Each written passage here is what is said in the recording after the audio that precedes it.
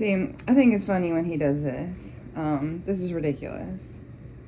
I've come in and out of this room already 3 times. And he knows this is where I lay. And I've always laid. He knows that. He knows he does not lay here. And he's pretending that he doesn't know that.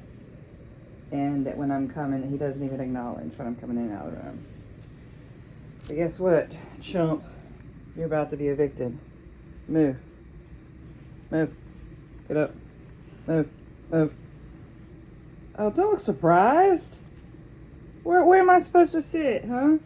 Where am I supposed to lay down? If not in the spot that I lay every night. Huh?